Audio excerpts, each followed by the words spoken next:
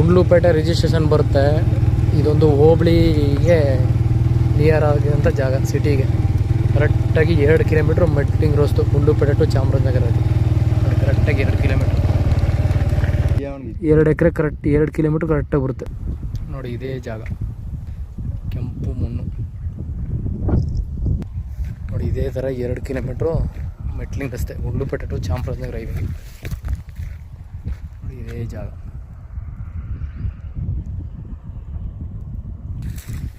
ಎಲ್ಲ ಕೋಲಾರದ ಕಲ್ಲು ಹಾಕಿ ಡಿಸ್ಪೆನ್ಸಿಂಗ್ ಮಾಡಿದ್ದಾರೆ.